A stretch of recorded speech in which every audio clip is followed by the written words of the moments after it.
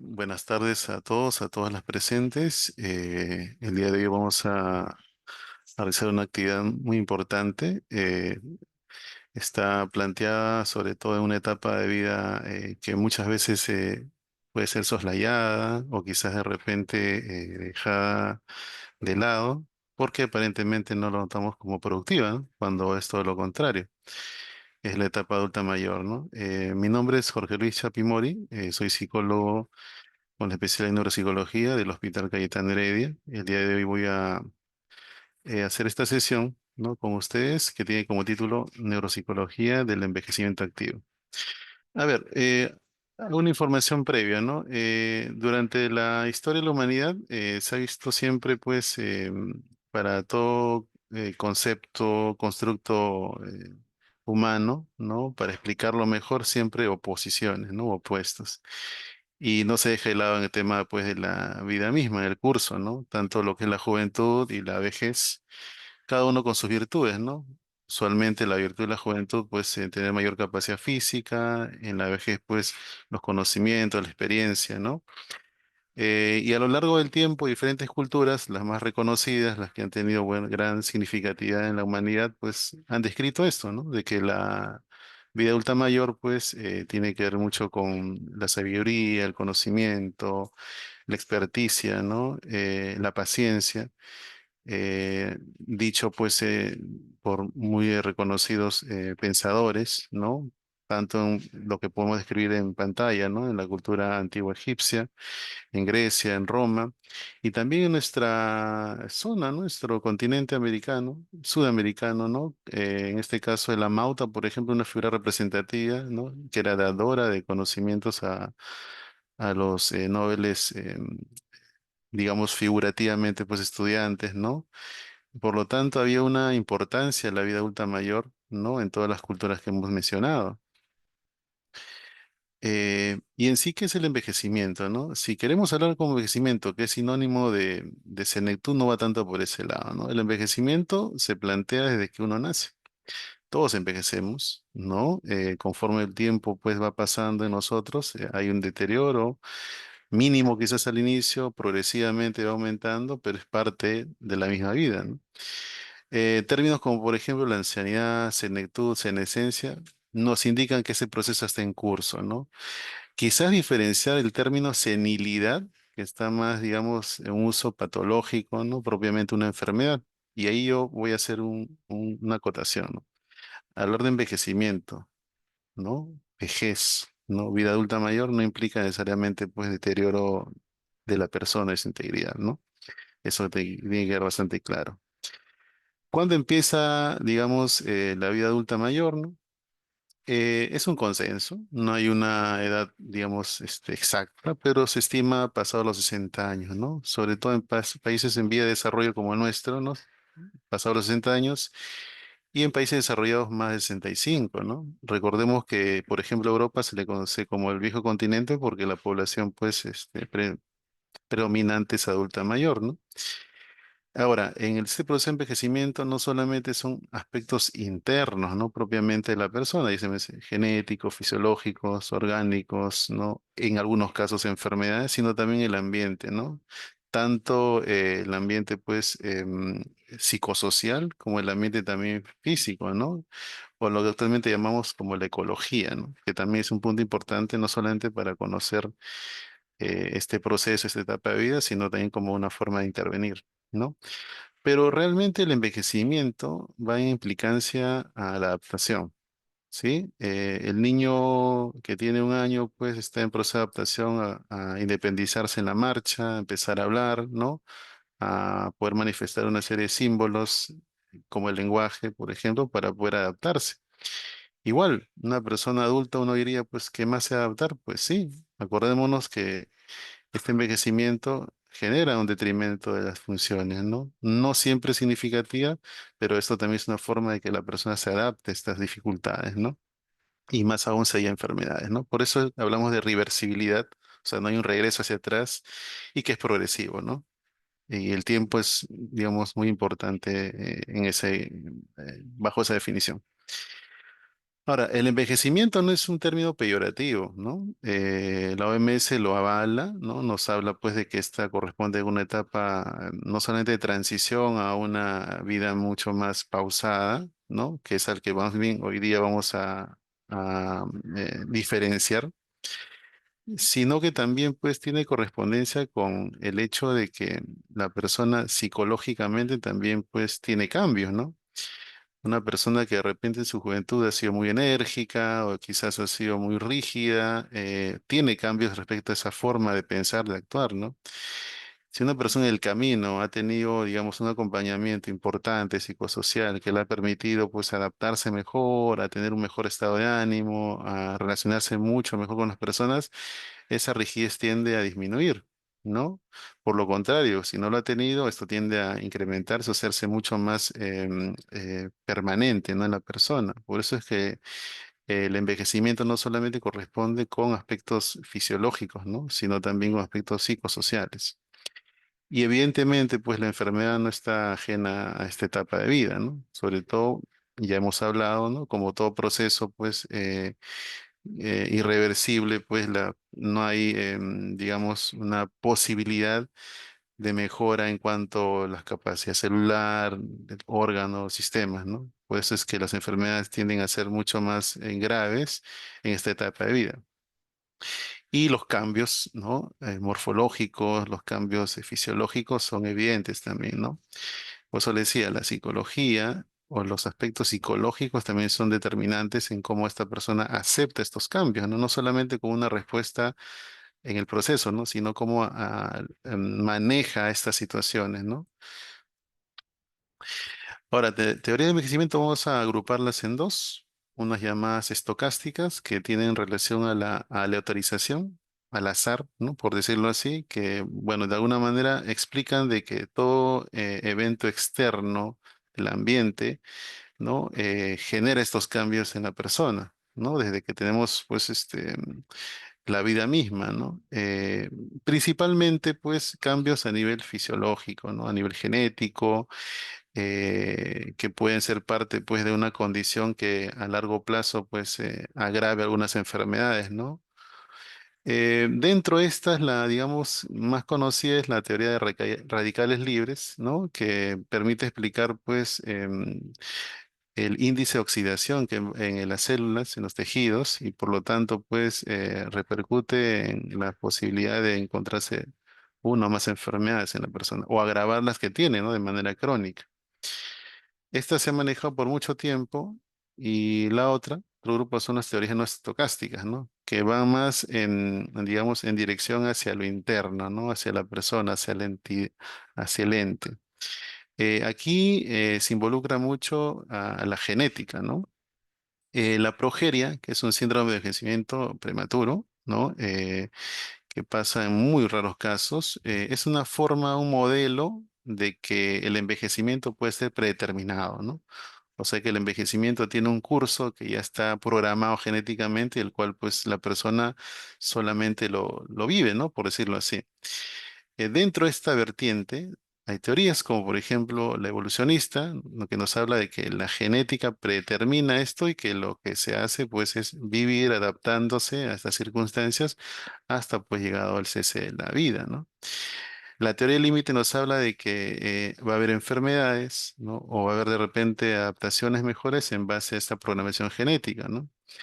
Y la teoría del marcapaso, también conocida la teoría del reloj biológico, ¿no? Nos habla sobre todo de que toda persona, ¿no? Que va pues ganando años en la vida, inevitablemente va a tener problemas inmunológicos, endocrinos, neurológicos, que van a determinar pues tanto la adaptación fisiológica, psíquica, conductual y en torno a las capacidades que tiene la persona en su entorno psicosocial. Entonces, ambas teorías, bajo las teorías que la determinan, ¿no? Nos hablan de dos factores, ¿no? Lo externo y lo interno. Entonces, ya nos da luces de que no hay una sola causa, un solo factor que determine el envejecimiento. A ver, ¿qué está ocurriendo, ¿no? A nivel poblacional, a nivel mundial, ¿no? Hay tres factores importantes a tomar en cuenta, ¿no? Uno es la fertilidad, que tiene que ver pues con la tasa de natalidad. Mientras las personas se encuentran en una edad fértil, hay mayor probabilidad de que haya más nacimientos, ¿no? Mientras la persona, pues, o mientras una población determinada tenga tasas altas de mortalidad, va a implicar que hay un riesgo mayor de que las personas adultas mayores, por una vulnerabilidad propia de lo que hemos hablado, ¿no? Disminuya en cuanto a cantidad. Y la migración es un factor importante también, porque, por ejemplo, la llamada posa genética, que es el hecho, pues, de encontrar personas con características, sobre todo enfermedades similares, ¿no? Como condición, con una condición genética de heredabilidad, puede encontrarse en un periodo determinado, ¿no? Estos tener hijos, ¿no? Bueno, tener una serie de parientes también, ¿no? Generar de repente pues enfermedades como Parkinson, de repente problemas autoinmunes, en fin, que agraven la condición, ¿no? Entonces, combinados estos factores, se ha visto que en el tiempo, ¿no? La mortalidad, la tasa de mortalidad ha ido disminuyendo, el índice de mortalidad, el índice de natalidad fue en aumento, ¿no? Sobre todo en la década de los 80, 90, y fue disminuyendo progresivamente, no tanto por factores, digamos, propiamente pues externos o internos, ¿no? Sino una combinación de ambos, ¿no? Por ejemplo, a nivel psicosocial, se estima de que esta tasa de natalidad, índice de natalidad disminuye porque las personas optan por tener menos hijos, ¿no? Entonces las familias se han reducido en función a cantidad, por lo cual en el tiempo, en un proyectado, se estima pues de que haya menos tasas pues de nacimiento y también se estima, como se ha dado en el curso, que los índices de mortalidad van disminuyendo, ¿no? Entonces, ¿qué nos da como conclusión? De que vamos a encontrar en pasado un tiempo, ¿no? Mayor cantidad de personas en esta etapa de vida, ¿no? Adulta mayor. Eh, a ver, respecto pues a estos factores pues de mortalidad, ¿no? Y el envejecimiento propiamente dicho, pues vemos nosotros que la esperanza de vida ha ido en aumento, ¿no? En Perú, ¿sí? Tomando una línea de tiempo entre el año 1950 y 2000 que es lo, digamos, adecuado, ¿no? Porque bajo las condiciones, pues, de salud, ¿no? Las políticas que se van en ese marco, ¿no? Generen, pues, una mejor condición de vida de las personas, ¿no? Y con ello, pues, se prospere a tener de repente mayor cantidad de años en cuanto a esperanza de vida. Comparemos, por ejemplo, ¿no? En pantalla veamos, ¿no? En la década de los 50, ¿no? Se estimaba 45 años promedio como esperanza de vida. Imagínense, ¿no? Quizás por aquí algunas tengan esa edad. Imagínense en esa época, es como que ya estamos en la etapa final de la vida, ¿no? Entonces había una progresión importante, ¿no? En cuanto al incremento de la esperanza de vida, que va para bien, y también pues el hecho de la mortalidad, ¿no? Como hemos hablado antes. Entonces ya se ha incrementado, pasado los 70 años en nuestro país, ¿no? En Perú disminuyó algo, puede ser quizás por la información, ¿no? Puede ser también por factor propio del contexto que tuvimos, como es la pandemia, ¿no? A índices menores, que se había estimado 78, bajo 75, 74, y a la fecha estamos estimando pues 77,2 años, ¿no? Entonces hay un incremento importante, ¿no? Y algunas estadísticas que nos ayudan también a entender de por qué la importancia de poder hablar de esta etapa de vida, ¿no? Por ejemplo, en la parte izquierda, si es que logran ver, vemos ahí unas barras estadísticas, unas barras que nos permiten ver, por ejemplo, la comparación en cuanto problemas de salud, ¿no? Que tiene la persona, diferenciando el sexo, ¿no? Género, varón, mujer. Y aquí se puede llegar a una conclusión interesante, ¿no? Vemos, por ejemplo, que a nivel nacional, ¿no? Digamos, la frecuencia, o el porcentaje, mejor dicho, de mujeres es mayor al de varones. Y uno diría, entonces las mujeres tienen más enfermedades que los varones, ¿no? Tanto resumen nacional como Lima Metropolitana, resto urbano o áreas rurales, ¿no? Se maneja esa tendencia y básicamente es porque la mortalidad en el hombre es más alta que en la mujer. O sea, probablemente, como vamos a ver en el lado derecho, ¿no? Los jefes de hogar, que un punto importante, ¿no? Ahora ha incrementado en el tiempo la edad y también la cantidad de personas jefes de hogar de vida adulta mayor, son de alguna manera, entre comillas, comandados por mujeres, ¿no? O sea, hay una especie de matriarcado en el hogar, ¿no? Eh, Muy parecido a lo que hemos hecho en el análisis previo, ¿no? Tanto en el área urbana como rural. Pero, como le digo, es a consecuencia de que todavía la mortalidad en el hombre es mayor que en la mujer, ¿no? Entonces, probablemente muchos de los varones, jefes de hogar, ya llegado a los 60 años, hayan fallecido, ¿no? Pero, obviamente, también hablar de que haya problemas de salud crónica, habla de una manera de que las personas ya no tienen un índice de mortalidad alto respecto a una enfermedad, ¿no? Sino que este puede ser llevada como tratamiento. Ahora, la idea sería cómo se está dando, ¿no? Pues la condición en la que esta persona está recibiendo el tratamiento. Muy bien.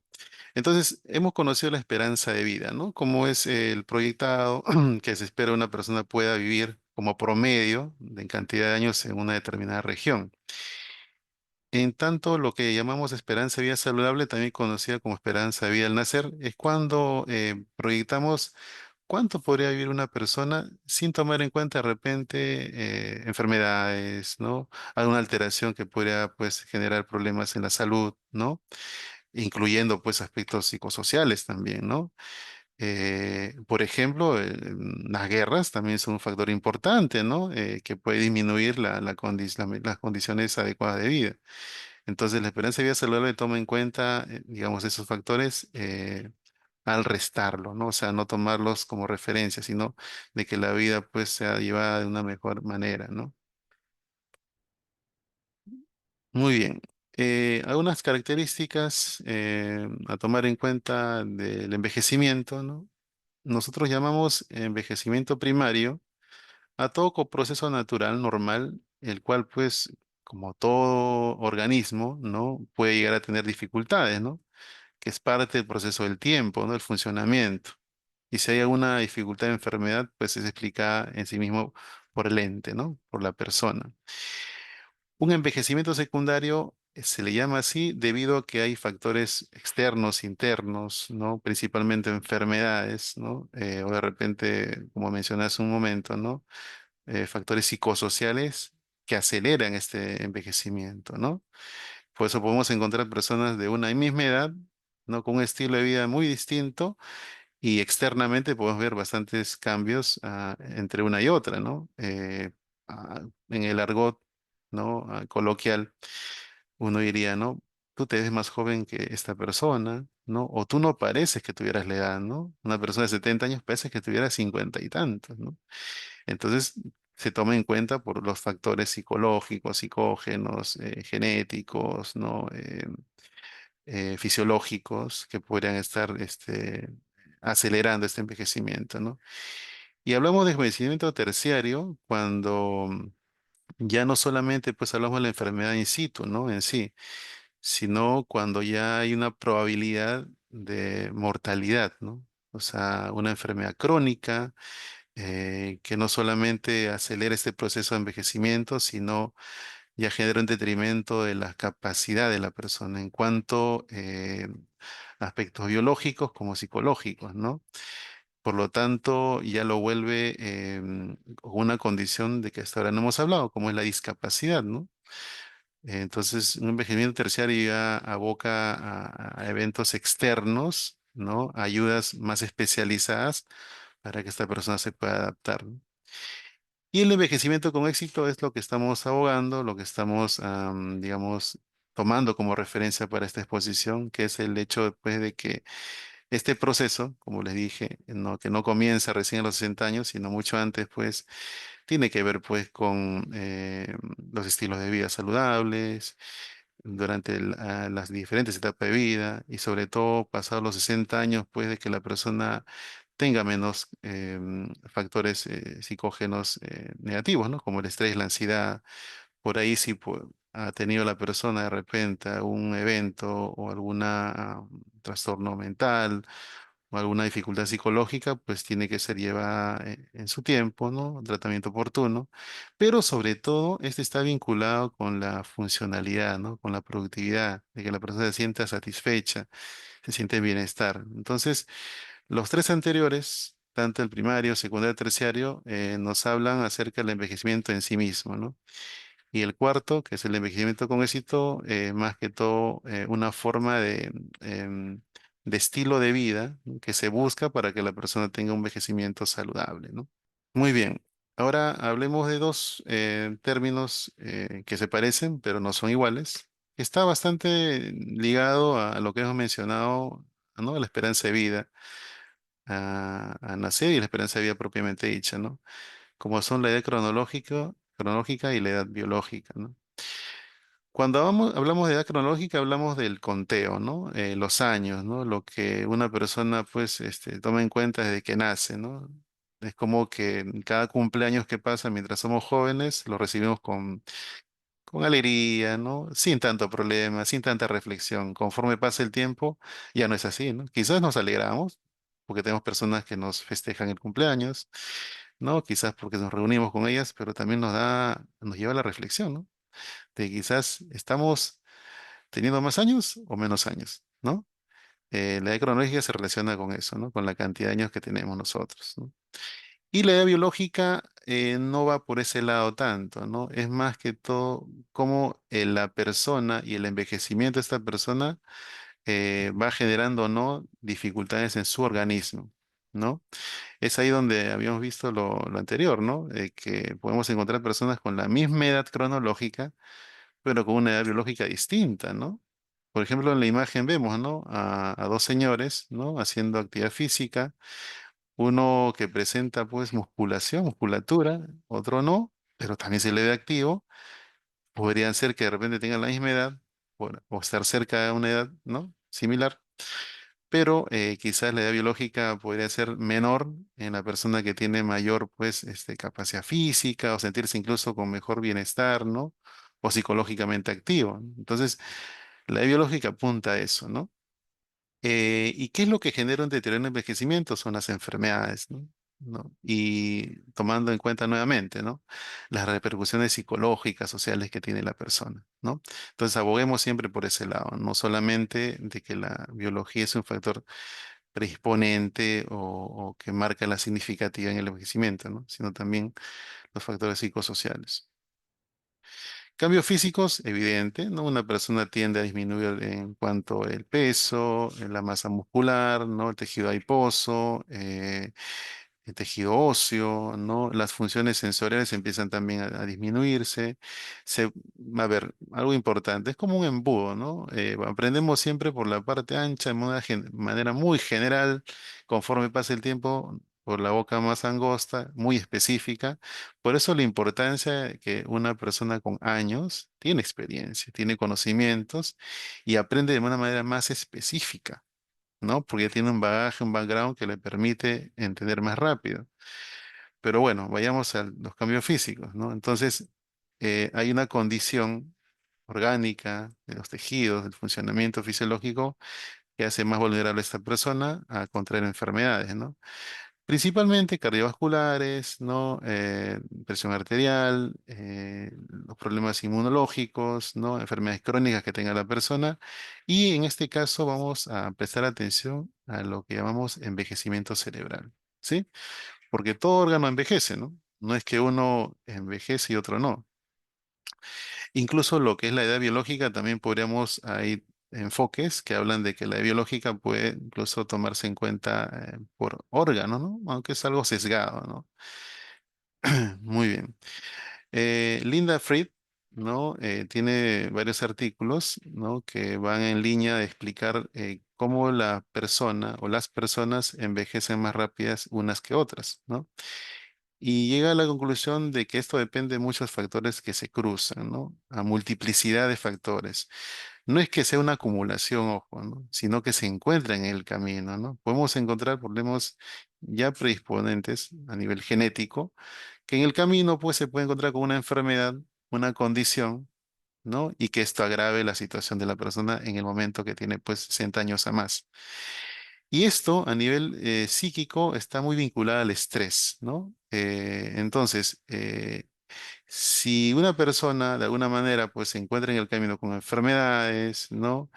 Y las condiciones en las que vive pues genera un alto nivel de estrés, el envejecimiento se va a acelerar, ¿no? Entonces, la importancia de que la persona, ¿no? En la vida adulta mayor sea productiva, se sienta bien, esté acompañada, quizás pueda estar sola, no tener familiares cercanos, pero buscar mecanismos, recursos, redes de apoyo para que esta persona se sienta productiva, ¿no? Al margen de que tenga o no enfermedad, ojo. Entonces, estábamos hablando del envejecimiento cerebral. Muy bien, todo órgano envejece, ¿no? Es parte de la vida, parte del curso natural. La idea es que el envejecimiento no necesariamente implica, por ejemplo, un problema neurológico grave, ¿no? O en el caso de la persona adulta mayor, una demencia, que es muy común hablar de esos temas en esta edad. Pero no es común que todos lo tengan, ojo, ¿sí? ¿Hay cambios a nivel orgánico? Sí, los hay, ¿no? Por ejemplo, disminuye el volumen, el tamaño, el peso del cerebro, ¿no? Los ventrículos aumentan, vean ustedes en imagen, ¿no? Por el centro, los ventrículos. ¿Por qué aumentan? Porque el tejido, ¿no? Cortical, ¿no? Principalmente disminuye, ¿no? Entonces los surcos se hacen más evidentes, ¿no? Se hacen un poco más anchitos porque hay pérdida de tejido cerebral, ¿no? Que es normal, ojo, ¿no? O sea, porque el neurona siempre perdemos, ¿no? Eh, no va a ser, digamos, entre comillas, normal cuando se agrave por una condición, ¿no? Que ahora hablaremos, ¿no? A nivel microscópico, sí hay cambios, por ejemplo, las proteínas tau, ¿no? El pepto beta amiloide, por ejemplo, que evidencian de que ahí hay una posible toxicidad que lo podemos encontrar en el curso natural, pero al encontrarse en una cantidad significativa, estén evidenciando posiblemente una demencia, ¿no? Principalmente la demencia de Alzheimer, ¿no? Entonces, a la fecha, pues, la demencia de Alzheimer tiende a ser un diagnóstico clínico, ¿no? Se puede hacer un diagnóstico a nivel, pues, digamos, con marcadores biológicos, sí, son muy complejos, son menores la cantidad, a veces se encuentran estas evidencias post-mortem, pero clínicamente ayuda, porque la idea no es que esperemos esto para saber que tiene o no Alzheimer, ¿no? O alguna demencia, sino, pues, de que tenga que hacer un tratamiento adecuado de ello, ¿no? Esto, por ejemplo, son lipofuscinas, que son pigmentos, ¿no? Que, digamos, como una especie de desechos celulares, ¿no? Que dejan en evidencia el paso del tiempo, ¿no? Veamos, por ejemplo, cómo poco a poco, ¿no? Según la edad, ¿no? Se va haciendo mucho más oscura esta pigmentación a un tono café, ¿no? Que de alguna manera podría marcar, ¿no? Algún tema de demencia, ¿no? No necesariamente, pero podría marcarlo, ¿no? Estas se encuentran en la corteza cerebral, ¿no? Ahora, repercusiones a nivel psicológico, sí las hay, ¿no? A ver, si queremos diferenciar a nivel psíquico funciones, podríamos hablar de tres aspectos grandes, ¿no? Lo que es el aspecto emocional, afectivo, aspecto cognitivo y el aspecto volitivo o de las motivaciones, de la voluntad, lo más complejo, ¿no? Que sea transversal lo que estamos viendo aquí, ¿no? Muy bien. De estos tres, las más sensibles son las cognitivas. ¿Por qué? Porque en el desarrollo humano, ¿no? El desarrollo cerebral, la corteza cerebral es la que última en funciones, pues madura, ¿no? Y por lo tanto, debido a esta complejidad, al sufrir una alteración, tanto en una edad temprana como en una edad adulta mayor, va a tener repercusiones, ¿no? Una persona tiene un golpe en la cabeza, si esto es significativo, puede generar problemas a nivel cognitivo, que es lo más evidente, lo más, digamos, sensible a los cambios, ¿no? Con mayor razón una persona adulta mayor. Una caída, por ejemplo, de una persona adulta mayor puede ser perjudicial, puede generar problemas cerebrales, puede generar agravar enfermedades, sin necesidad de que haya impacto, ¿no? El mismo hecho de la inercia puede generar también estos problemas. A nivel cognitivo, pues, lo que estamos viendo en pantalla, como la atención, la percepción, memoria, la velocidad de procesamiento, el lenguaje, ¿no? Las funciones ejecutivas que tienen que ver con toma de decisiones, con planificación, se ven disminuidas, ¿no? Por eso es que una persona adulta mayor no puede ser un poquito lenta, pero no quiere decir que no razona, no quiere decir que no tiene recuerdos, no quiere decir que no puede retener información. Nosotros aprendemos todo, ¿no? Hasta el último suspiro de la vida aprendemos. Mientras hay una neurona, hablando de manera exagerada, vamos a aprender, ¿no? Entonces, cuando se habla, por ejemplo, de deterioro cognitivo, estamos hablando que, en cierta manera, es parte del proceso natural de envejecimiento. Y el deterioro cognitivo leve es aquel, digamos, estado en el cual la persona puede tener problemas a nivel de memoria, lenguaje, velocidad de procesamiento, pero que no repercute en en su cotidianidad. O sea, puede hacer sus cosas, por decirlo así, en la vida cotidiana, puede cocinar, puede hacer sus compras, ¿no? Puede hacer algunos quehaceres, ya no el mismo ritmo y énfasis que hacía antes, pero las puede hacer, ¿no? Con leve ayuda las podría hacer, ¿no? Ya si esto se empieza a deteriorar, podríamos estar de repente empezando a hablar de una posible demencia, ¿no? El estado confusional es un estado, digamos, que se puede dar en cualquier etapa de vida, pero en el adulto mayor puede ser a consecuencia de una enfermedad, ¿no? Presentarse de modo de crisis, que puede ser temporal, pero también puede repercutir si es que hay una enfermedad, un trastorno de por medio. Y las demencias, pues, no confundamos demencia con amnesias, ¿no? Que si bien es cierto, las demencias tienen implicancia mucho de la memoria, ¿no? Las amnesias se pueden dar en cualquier etapa de la vida, ¿no? En cambio, las demencias sí se dan propiamente en la vida adulta mayor, ¿no? A veces se mencionaba, se habla de la llamada demencia senil, ¿no? Que es un constructo, un concepto algo polémico, ¿no? Porque hablar de demencia senil estás implicando de que en la vida adulta mayor va a haber una demencia de todas maneras, ¿no? Cuando no es así. Y aparte lo senil, como hemos visto antes, ¿no? La senilidad, hablar de senilidad de una persona adulta mayor implica patología, ¿no? Entonces, la cognición es lo más sensible, ¿no? Nos da luces a que podría tener o no una condición de deterioro o demencia, pero no dejemos de lado el aspecto afectivo, ¿no? Si yo tengo una persona que en su vida juvenil, ¿no? Ha tenido cuadros depresivos, ¿por qué no lo tendría en la vida adulta mayor, ¿no? Si es que no ha recibido un tratamiento oportuno, si es que no ha recibido de repente el acompañamiento necesario, podría agravar, ¿no? Enfermedades. El estrés es algo transversal, ¿no? El estrés tiende a estar relacionado, pues, a la sobreestimulación, al agotamiento, ¿no? A la continua actividad respecto a algo y es natural que nos cansemos, ¿no? Entonces, un adulto mayor, imagínense que esté preocupado por sus hijos, que esté preocupado por encontrar un sustento económico. Y hemos visto quizás por ahí ejemplos en la calle, le genera un alto nivel de estrés, ¿no? Y lo hace más proclive, no solamente a que tenga un cuadro depresivo, de ansiedad, ¿no? Sino también, pues, a una enfermedad. Ok. Y los trastornos de personalidad, psicosis, evidentemente, estos tienen un curso distinto, ¿no? Estos, por ejemplo, al ser entidades clínicas que llevan pues un tratamiento especializado, muchos de ellos farmacológicos, podrían repercutir en el envejecimiento, no solamente por el paso del tiempo propiamente dicho, ¿no? Sino por el mismo hecho de la consecuencia a partir de tratamiento, ¿no? O quizás por el detrimento de la misma condición. Entonces, cuando veamos a un adulto mayor, no veamos solamente a ese adulto en ese momento, ¿no? Recordemos que es una persona joven, hace un niño, una niña, y que trae toda una historia previa, ¿no? ¿No? Por lo tanto, ¿por qué soslayarlo? ¿Por qué dejarlo de lado, ¿no? Bueno, les había hablado del deterioro cognitivo leve, ahora se llama trastorno cognitivo menor, ¿no? Que tiene que ver mucho con problemas a nivel cognitivo, principalmente de memoria, ¿no? Aunque no siempre de memoria, puede ser lenguaje, puede ser percepción, ¿no? U otro dominio cognitivo. La demencia también la mencionamos, ¿no? Como aquella condición en la cual la persona no solamente tiene problemas de memoria, sino en su funcionalidad, ¿no? Es decir, en su vida diaria, ¿no? En su adaptación, que correspondería con la edad, ¿no? Cuando no la puede hacer. Aquí podemos ver una comparativa, ¿no? De un cerebro sano, ¿no? Y un cerebro atrofiado. Al lado izquierdo, el cerebro sano, al lado derecho, el cerebro atrofiado. Veamos los ventrículos más ampliados, la corteza cerebral más delgada, y por lo tanto las cisuras se hacen más anchas, ¿no?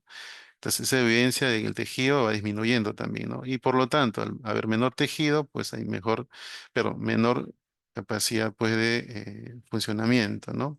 Y en contraparte, un envejecimiento normal, pues, implica de que también pueden ocurrir enfermedades, puede haber una atrofia cortical, pero que no es significativa a que la persona no logra adaptarse, ¿no? Más bien permite que la persona pueda adaptarse a pesar que pueda tener enfermedades. ¿Y qué es el envejecimiento activo? La OMS la define pues como la situación en la que la persona pueda pues verse reflejada en su entorno como es ella, ¿no? Es decir, gozar de bienestar físico, mental, adaptarse a las circunstancias, ser productivo, sentirse bien por lo que hace, sentirse bien por lo que recibe también, ¿no? Y qué es lo que se aboga de aquí en adelante, ¿no? Por ejemplo, aquí tenemos algunas figuras representativas, ¿no? Ya muchas de ellas ya fallecidas, pero eso no quiere decir que no han llevado una vida productiva, ¿no? No necesariamente el hecho de ser activo tiene que hacer que uno resalte significativamente en el área donde se desempeña, ¿no? Sino activo va en función a que todo lo que un joven podría hacer, el adulto lo hace bajo sus condiciones. O sea, no dejar de lado, por ejemplo, si le gusta el arte, ¿por qué no continuar en ello, ¿no? Bajo las condiciones que tiene. Si le gusta de repente el deporte, de repente podría asesorar, ¿no? Si de repente no va ninguna en esas líneas, ¿no? Más bien, quizás ha sido una persona que le ha gustado, pues, tener su negocio, su bodega, de repente darle la oportunidad de estar ahí, presentarse, dar una asesoría, conocer. A eso aboga lo activo, ¿no? De que la persona no esté sentada. No necesariamente activo implica que haga ejercicios mentales, ¿no? Tipo sudoku, ¿no? Que es importante, sí, sino más que todo la presencia de la persona en actividades funcionales productivas, ¿no?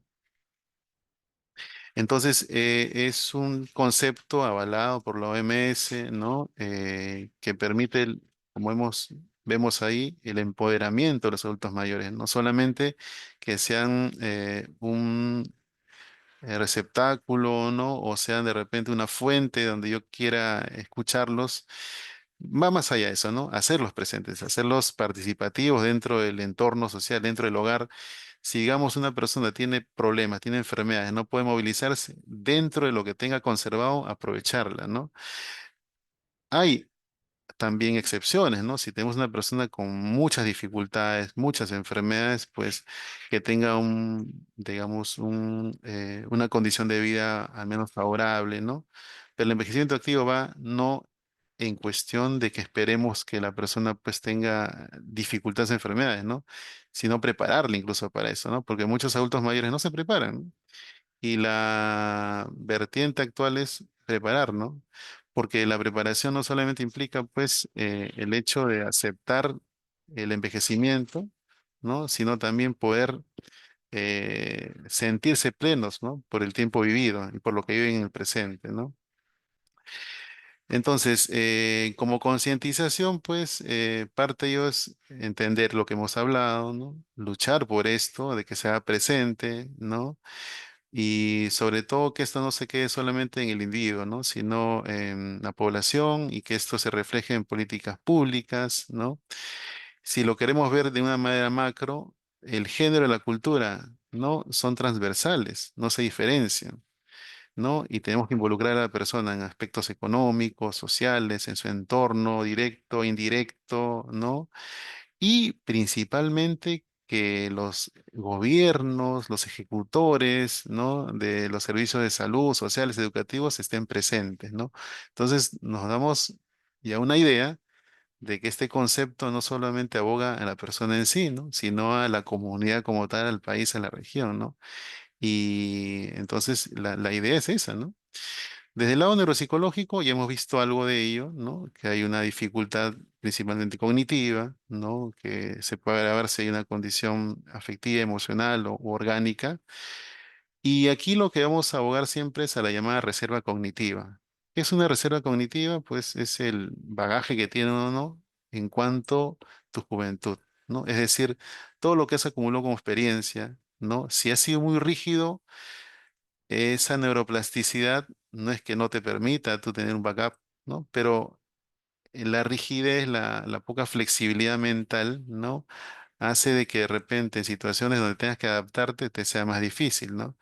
Las llamadas rutas sinápticas, ¿no? Que uno genera es básicamente por las situaciones que tú has vivido, has experimentado, ¿no? La lectura es muy importante, ¿no? La lectura no solamente como conocimiento, sino estimula muchas áreas cerebrales, genera satisfacción. Si tú lees algo que te agrada, pues te genera incluso la capacidad de ser creativo, de experimentar imágenes, ¿no? De fantasear y todo eso permite de que si es constante, ¿no? Tener un equipaje grande, de que si en el camino pues ocurre un deterioro cognitivo moderado, por decirlo así, el proceso de la enfermedad sea más lenta, ¿no? Entonces, eso se explica a partir de la neuroplasticidad, que no solamente es para términos de tratamiento e intervención, ¿no? Sino también como parte del proceso natural de desarrollo. Entonces, a esto no nos centramos solamente como los llamados ejercicios mentales, ¿no? Sino también a la satisfacción que tenga la persona por hacer algo, ¿no? Como evidencia el envejecimiento activo, ¿no? Y evidentemente, ¿no? Hay personas adultas mayores que de repente no han estudiado y ahora existen programas educativos que permiten ello. ¿Por qué dejar de lado de que una persona adulta mayor no pueda, por ejemplo, terminar su primaria, terminar su secundaria, ¿no? No solamente por el hecho de lograr, sino la satisfacción en sí misma, ¿no? Y a eso abogamos, ¿no? Muy bien, entonces, ¿qué se genera a partir de todo esto, ¿no? De que la persona mantenga sus capacidades funcionales físicas, ¿no? Cerebrales, afectivas, sociales, que la persona se nutra adecuadamente, ¿no? Tenga asesoría nutricional, ¿no? Tenga asesoría médica, acompañamiento, que tenga motivaciones, no solamente con el hecho de que le digamos tú puedes, sino de que por sí mismo una motivación endógena, ¿no? Sea parte de esta persona. Y también por lado de las personas, los prestadores de servicios de salud, ¿no? Crear instrumentos si en caso hay una discapacidad. Y cuando referimos instrumentos, no nos referimos a, digamos, instrumentos muy complejos, ¿no? Pueden ser programas, pueden ser de repente derivaciones, acompañamientos, para de alguna manera frenar estas dificultades, ¿no? Muy bien, como por ejemplo, ¿no? El hecho pues de que eh, integremos a esta persona, ¿no? A la sociedad, ¿no? Y ahí podemos echar mano pues de los centros sociales, ¿no? Como por ejemplo privados o públicos, ¿no? Adultos mayores, centro de día, alojamiento. Los centros de salud mental comunitario, por ejemplo, también, ¿no? Si es que hubiera esa posibilidad, los centros de salud primario, hospitales, educativos, ¿no? Todos son parte de ello. Y ya programas más especializados es cuando encontramos, pues, personas que quizás ya tengan una discapacidad, ¿no? Que no les permita llevar a este concepto con el cual estamos viendo, ¿no? Pero por lo menos acercarnos a ello, ¿no? Muy bien, y por el lado neuropsicológico, lo que se estila es la llamada rehabilitación o estimulación cognitiva, ¿no? Que si bien es cierto, apela a lo más sensible que se va perdiendo, que es los procesos cognitivos, también se toma en cuenta los aspectos afectivos, emocionales, ¿no? Porque la persona no es una parte, no es un todo. Finalmente, tomar en cuenta de que las políticas públicas han ido aumentando en el tiempo. A veces no son suficientes, pero pueden ser funcionales en el tiempo en que se hace buscando siempre que haya equidad, ¿no? De que se les considere ciudadanos en sí, no por el hecho de tener una edad avanzada y no estar presente en las actividades, digamos, del entorno, se dejen de esa categoría, ¿no? La solidaridad, por ejemplo, no solamente asistiéndolos, ¿no? Sino también de que ellos sean parte de. Y dentro de los lineamientos, el punto 5 es muy importante, ¿no? La participación activa, es decir, que esta persona, su voz sea escuchada, ¿no? No solamente escuchada para llamarnos la atención, ¿no? Sino para ser tomada en cuenta en alguna decisión importante en nuestra comunidad, ¿no? Entonces, felizmente, por un lado, vemos que hay programas privados, públicos, que están promoviendo este concepto nuevo, ¿no? Bueno, no es tan nuevo tampoco, pero si lo comparamos en el tiempo, definitivamente sí es significativo, ¿no? Y algo que puede añadir aquí es de que la persona adulta mayor necesita ser escuchada, ¿no? Ellos son muy buenos, escuchan, pero nosotros también tenemos que saber escucharlos, ¿no? Y darles espacio para la promoción de su salud. Bueno, espero que haya sido productivo para ustedes. Quizás no ha sido muy extenso, creo que estamos en el tiempo, me parece, y no sé si hay alguna acotación, pregunta. Estaré presto a poder escucharlos y responder.